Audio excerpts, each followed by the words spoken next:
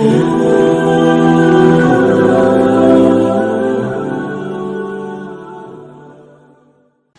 melanjutkan video ini, ada baiknya jangan lupa like, comment, dan subscribe, dan jangan lupa PPDB SMP IT dan SMA Islam Plus An-Nahdlatul Al-Islami tahun ajaran 2024-2025 telah dibuka. Di sini pelajaran agamanya banyak loh. Ada nahwu, shorof, tarikh, fikih, hadis, tahsin, dan juga tajwid yang diajarin langsung sama Syekh Akram dari Arab loh. Gak cuman itu, di sini juga ada program optimalisasi tahfiz dan pengembangan bahasa Arab dan Inggris. Di sini eskulnya banyak loh. Kamu suka futsal, voli, atau badminton, bahkan pramuka dan silat di sini ada. Makanya nggak usah lama, langsung daftarkan diri kalian di sini. Alhamdulillahi wa kafa, wassalatu wassalamu ala nabiyyil mustafa wa ala alihi wa ashabihi min ahli sidqi wal wafa. Ashhadu an la ilaha illallah wahdahu la syarikalah wa ashhadu anna Muhammadan abduhu wa rasuluhu sallallahu alaihi wasallam, amma ba'du. Ikhwati wa akhwati al-izza rahimani wa rahimakumullah.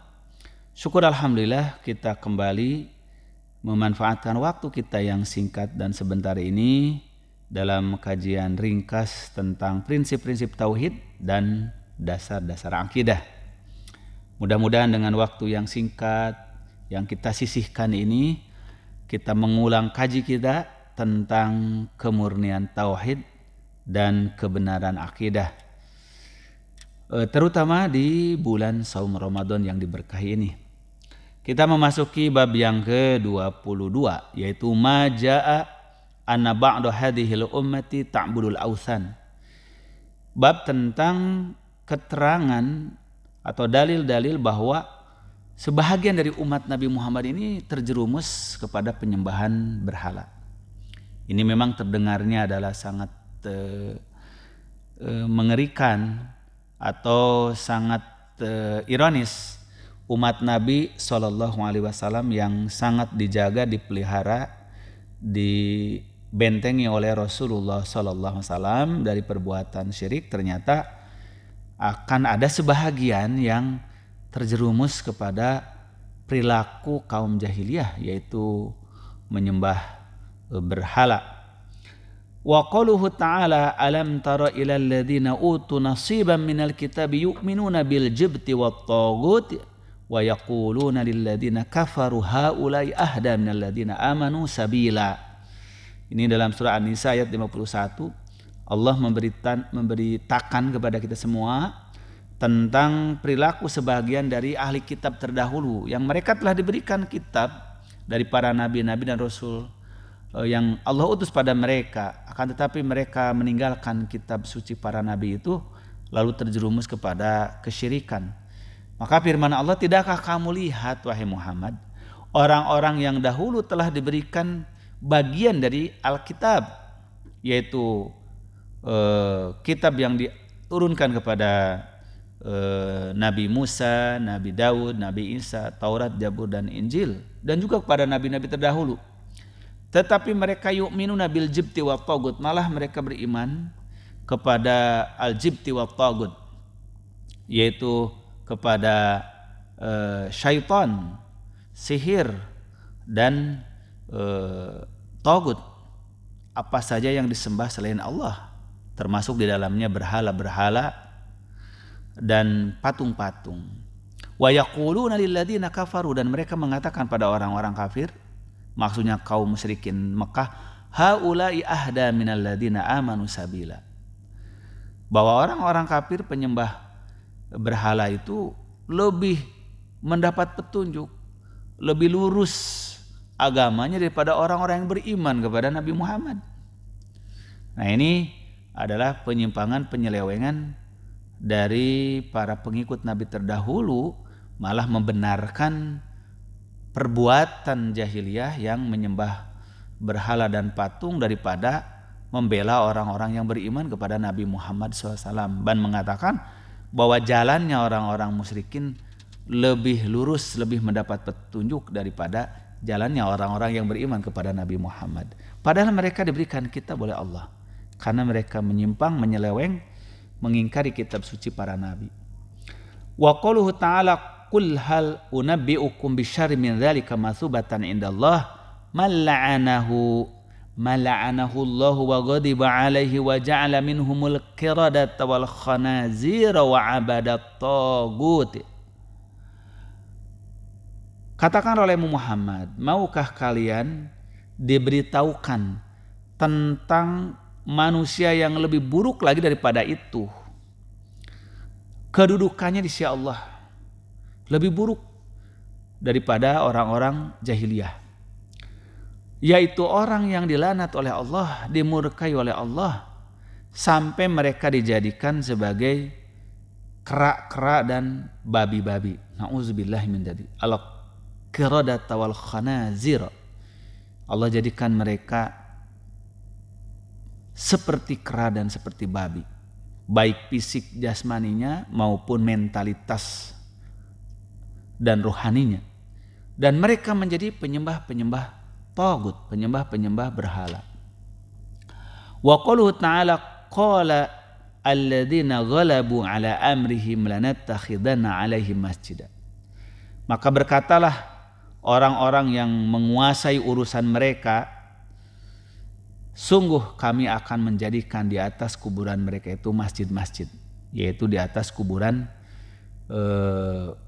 para pemuda Ashabul Kahfi.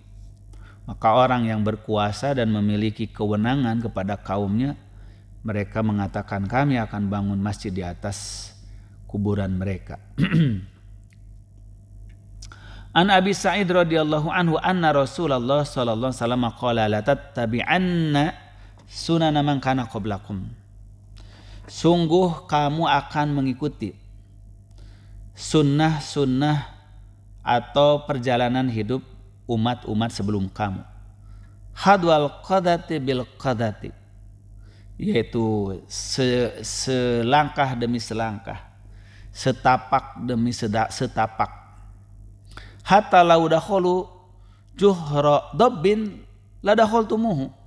Sampai-sampai kalau kaum terdahulu pun mereka masuk ke lubang biawak, kalian pun akan ikut masuk juga. Qalu ya Rasulullah al-Yahudu wan Nasara, qala faman. Lalu sebagian sahabat berkata pada Nabi, wahai Rasulullah, apakah yang dimaksud dengan kami akan mengikuti kaum-kaum terdahulu itu maksudnya bangsa Yahudi dan Nasrani? Kata Rasulullah, siapa lagi kalau bukan mereka? Jadi kalian akan terjerumus seperti mereka, yaitu membenarkan perbuatan-perbuatan yang menyimpang, menyeleweng dari kebenaran akidah Islam, kemurnian tauhid, sehingga kalian mengikuti jejak mereka. Sampai kalau mereka pernah masuk ke lubang biawak pun kamu akan menirunya. Ini bahwa pemberitahuan sekaligus peringatan dari Rasulullah, jangan sekali-kali kaum muslimin ini mengikuti pola dan tata cara beragamanya umat-umat terdahulu, pengikut Nabi terdahulu, yaitu mereka itu membuat penyimpangan dan penyelewengan dari agama tauhid ini. Wali muslimin an Thauban radhiyallahu anhu anna Rasulullah sallallahu alaihi wasallam qala innallaha zawiya liyal arda fara'aitu masyariqaha wa magharibaha wa inna ummati sayablughu mulkaha ma zawiya li minha. Dalam riwayat Imam Muslim dari Thauban, sesungguhnya Rasulullah SAW bersabda, kata beliau, sesungguhnya Allah melipatkan kepadaku bumi ini. Jadi bumi laksana peta itu digulung. Maka kata Rasulullah, aku melihat ujung timur dan ujung barat bumi. Dan sesungguhnya umatku ini kerajaannya akan meliputi apa yang Allah lipatkan kepadaku dari ujung-ujung bumi ini. Artinya bahwa kekuasaan dan kerajaan Islam ini akan meliputi seluruh permukaan bumi dari timur sampai barat. Nah, inilah diantara kabar gembira, bisyarah dari Rasulullah SAW akan kejayaan umat Islam di masa yang akan datang. Kemudian kata beliau, wa'utitul kanzainil ahmar wal abyad, dan aku diberikan dua perbendaharaan yang merah dan yang putih. Rasulullah SAW akan diberikan oleh Allah perbendaharaan yang besar, maksudnya kekayaan yang melimpah ruah dari yang merah dan yang putih.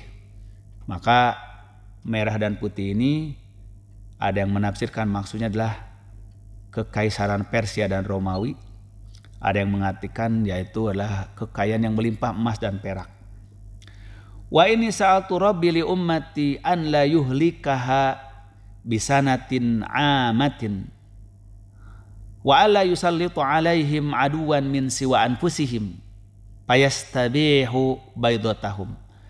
Dan sesungguhnya aku memohon kepada Rabbku, kepada Allah, kata Rasulullah, untuk umatku, yaitu janganlah engkau binasakan umatku ini dengan kemarau yang panjang, dan jangan engkau kuasakan kepada mereka, kepada umatku ini musuh di luar dari diri mereka, sehingga musuh-musuh itu akan merampas kekayaan-kekayaan mereka.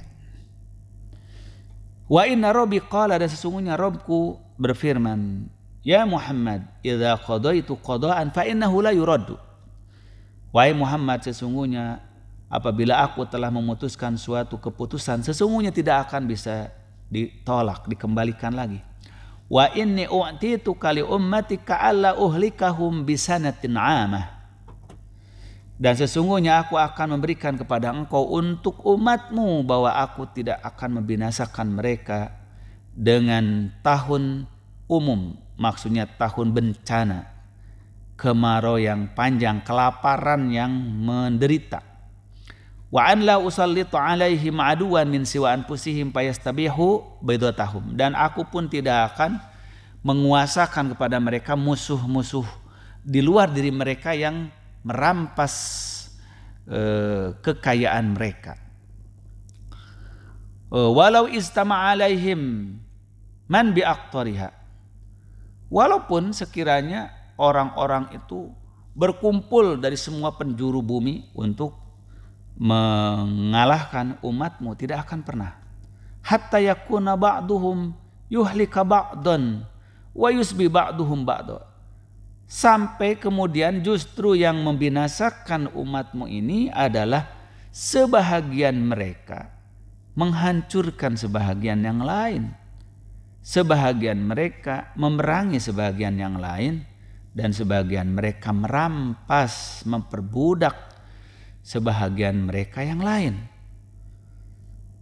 Maka dalam hadis yang mulia riwayat Imam Muslim ini, Rasulullah SAW menerangkan kepada kita bahwa Allah telah memberikan kabar gembira kepada beliau bahwa Islam akan tersebar ke seluruh penjuru bumi, tidak ada yang tersisa lagi, timur dan barat, dan bahwa kekuasaan umat Islam akan mencengkram seluruh permukaan bumi yang Allah perlihatkan itu.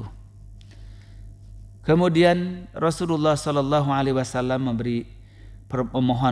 menyampaikan permohonan kepada Allah Subhanahu wa taala, yaitu agar umatnya tidak dibinasakan karena kelaparan yang panjang disebabkan kemarau, disebabkan bencana alam, agar umatnya tidak dibinasakan karena dikuasai oleh musuh sehingga segala sumber kekayaannya dikeruk oleh mereka. Maka Allah Subhanahu wa taala mengabulkan kepada Rasulnya dua hal, yaitu bahwa umat Nabi Muhammad tidak akan habis, hancur, binasa dengan kelaparan yang panjang atau kemarau yang panjang. Begitu pula tidak akan hancur, habis, punah karena dikuasai, dijajah oleh bangsa lain. Tetapi justru firman Allah Subhanahu wa taala kepada Rasulullah, umatmu ini akan binasa oleh sesama mereka, di mana sebahagian dari kaum muslimin memerangi muslim yang lain. Sebahagian negeri muslim menyerang negeri muslim yang lain. Lalu sebahagian kaum muslimin menawan, menjadikan tawanan, menjadikan budak kepada sesama muslim yang lain. Itulah kebinasaan yang terjadi di kalangan umat Nabi Muhammad, bukan oleh yang lain. Warawahu Al-Barqani fi sahihihi wa zada. Imam Al-Barqani dalam sahihnya meriwayatkan hadis tersebut juga selain Imam Muslim. Tetapi di dalam riwayat beliau ada tambahan, wa inna ma akhafu ala ummati a'immatal mudillin hatta yalhiqa hayyun min ummati bil musyrikin. Dan sesungguhnya yang aku takutkan dari umatku, kata Rasulullah, yaitu adanya muncul imam-imam atau pemimpin-pemimpin yang menyesatkan. Bukan hanya dhal, tersesat, tapi mudillin, menyesatkan. Sehingga sekelompok atau satu kampung, satu penduduk dari umatku, mereka bersekutu dengan kaum musyrikin. Mereka bergabung dengan kaum musyrikin. Wa hatta tu'badu fi hatta ta'buda fi amun min ummati al-ausana. Dan sehingga sekelompok dari umatku itu menyembah berhala. Wa idza waqa'a alaihimus sayfu lam yurfa ila yaumil qiyamah. Dan apabila sudah terjadi perang di antara mereka, pedang sudah dihunus di antara sesama muslim, itu tidak akan diangkat sampai hari kiamat. Wa innahu sayakunu fi ummati kadzabuna thalathun. Dan sesungguhnya akan ada di umatku itu 30 pendusta. Kulluhum yaz'umu annahum nabiyyun. Dan semuanya mengaku bahwa dia itu nabi. Wa ana khatimun nabiyyin la nabiyya ba'di. Padahal akulah satu-satunya penutup para nabi. Tidak ada lagi nabi sesudah aku. Wa la tazalu ta'ifatun min ummati 'alal haqqi mansuratun la yadurruhum man khadalahum. Dan tidak akan henti-hentinya dari umatku ada segolongan orang di atas kebenaran, yang mereka itu tidak akan celaka, tidak akan rugi oleh orang-orang yang memusuhi mereka. Hatta yatiya amrullah tabaraka wa ta'ala, sampai datang keputusan dari Allah Subhanahu wa ta'ala. Maka di dalam riwayat Imam Al-Barqani ini ada tambahan selain yang disebutkan dalam hadis riwayat Imam Muslim, bahwa Allah Ta'ala menjamin kepada umat Nabi Muhammad ini, ikhwah sekalian, tidak akan binasa dengan kemarau yang panjang, atau tidak akan habis dan punah umat Islam ini karena kekeringan dan bencana alam. Begitu pula tidak akan punah dan binasa dengan dikuasai, dijajah oleh bangsa yang lain dari luar diri mereka sendiri. Justru ancaman yang terbesar dari umat Nabi Muhammad ini adalah datang dari internal mereka sendiri, yaitu terjadinya perpecahan, permusuhan, penyimpangan, penyelewengan, sekte-sekte yang satu dengan yang lain ini adalah menganggap sebagai musuh, bahkan saling mengkafirkan, sehingga mereka memerangi dan menawan sesama kaum muslimin. Lalu Rasulullah SAW mengingatkan bahwa yang beliau khawatirkan diantaranya adalah munculnya pemimpin-pemimpin yang menyesatkan. Bukan hanya dirinya yang sesat, tapi menyesatkan umatnya. Sehingga di antara umat beliau ada yang bersekutu, bergabung justru dengan kaum musyrikin. Sampai-sampai di antara umatnya itu ada yang kembali menyembah berhala. Dan Rasulullah juga mengingatkan bahwa jika terjadi peperangan di antara kaum muslimin, pedang telah dihunus di antara mereka, akan sulit dipadamkan lagi. Maka inilah sebabnya para ulama Islam mengingatkan tentang bahayanya kalau kaum muslimin sudah berselisih dengan menggunakan kekerasan, saling menghunus pedang, saling menenteng senjata. Itu susah dihentikan ila yaumil qiyamah, sampai hari kiamat.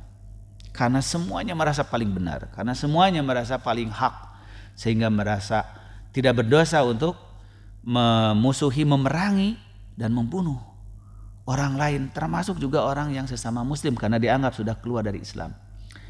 Lalu di zaman-zaman seperti itu, kata Rasulullah, akan muncul para pendusta agama, dajjalun kadzabun, dajjal pendusta, dan jumlahnya ini kata Rasulullah salasun. Mereka pendusta itu akan 30. semuanya yaz'umu annahu nabiyyun, masing-masing mengaku sebagai nabi yang menerima wahyu, menerima wangsit, menerima ilham. Maka akan ada di umatku yang selalu dalam kebenaran. Itulah disebut dengan Thaifah Mansurah. Maka dari itu, semoga Allah Subhanahu wa taala mengelompokkan kita semuanya termasuk dari golongan Thaifah Mansurah. Kelompok yang dilindungi, dibela oleh Allah Subhanahu wa taala. Betapapun banyaknya masyarakat, kaum, bangsa-bangsa yang memusuhi, bangsa-bangsa yang memerangi, tetapi Allah Subhanahu wa taala menjamin tidak akan terkalahkan dan tidak akan terbinasakan. Mereka akan terus eksis sampai datang hari kiamat, hari keputusan dari Allah Subhanahu wa taala. Barakallahu fikum. Wassalamualaikum warahmatullahi wabarakatuh.